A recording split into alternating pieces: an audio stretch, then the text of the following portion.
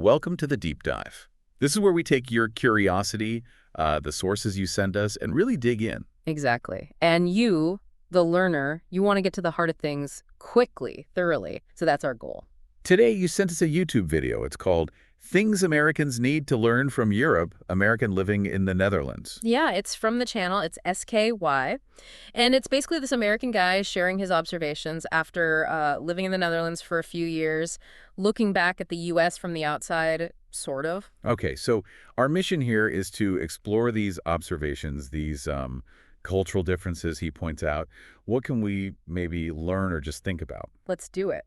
He starts off talking about something he calls weird flexes. Weird flexes, like showing off. Yeah, exactly. And materialism. He thinks Americans kind of focus on the wrong thing sometimes, boasting just for show. Oh, okay. Does he give an example? He does. He talks about a friend back in the U.S. bragging about having a really high car payment, like a super high interest rate and everything. Bragging about a high payment, that seems odd.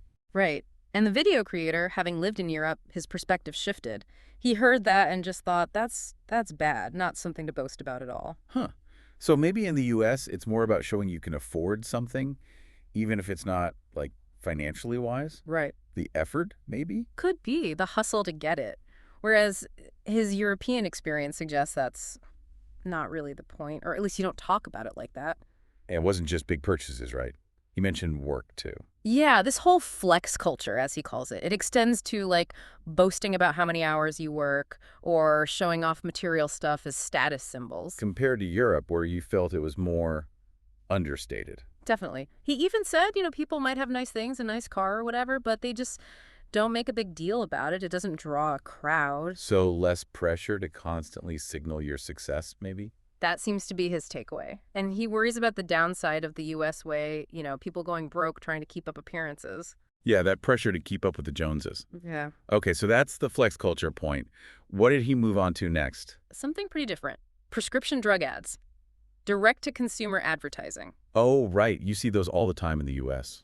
Less so elsewhere. Apparently much less so. He suggests it's actually illegal in many countries, possibly the Netherlands included.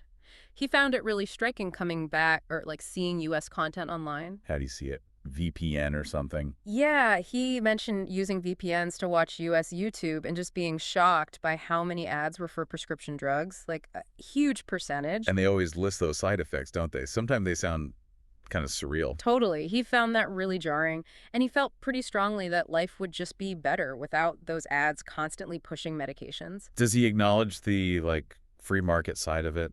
Capitalism and all that? He touches on it, yeah, acknowledges that aspect, but he still lands firmly on the side of, maybe we should stop doing this. It raises questions, doesn't it, about who benefits and whether it really informs patients properly. It really does. It's a fascinating contrast in approach to healthcare information. Okay, what else? Then he shifted to identity, how people define themselves. Identity.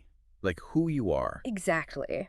His observation was that in the Netherlands, and maybe Europe more widely, people don't seem to tie their identity so tightly to their job or their politics. Unless they're super passionate about it, he said. Right. Not as the default primary identifier. And he had this really powerful story about why that resonated with him. Oh, yeah. What? He talked about being on the fence, about moving to the Netherlands, and then his best friend, who was also like a mentor figure, got laid off after years and years at the company. Oh, wow. For just an email, suddenly gone. Oof, that's harsh. Yeah. And for the creator, it really drove home the danger of, putting all your identity eggs in the work basket, that one-sided devotion. Because he can just disappear, poof.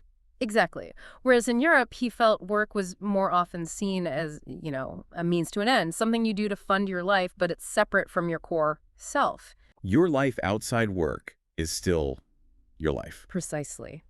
He argued that identifying too strongly with just your job, or even just your political side, kind of devalues who you really are, because you're more than that. That makes a lot of sense. No. So what's the healthier view, according to him? See your job as, a way to make money and maybe learn things, meet people, network. But it's not who you are. It doesn't define your worth. A shift in perspective. Yeah. Less about the title, more about the whole person. Yeah, which could be, way better for your mental health, your resilience when things change. Okay, interesting. Was there more on the cultural differences?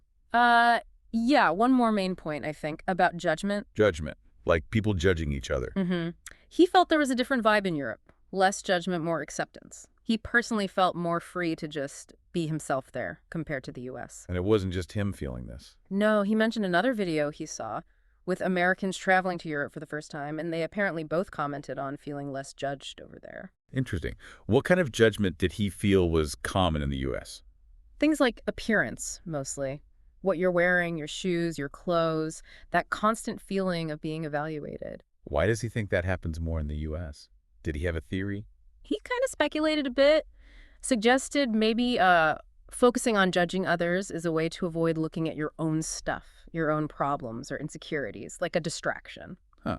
Projecting outwards instead of looking inwards? Something like that. But So his advice basically was judge less and also care less about being judged. It's better for your own well-being.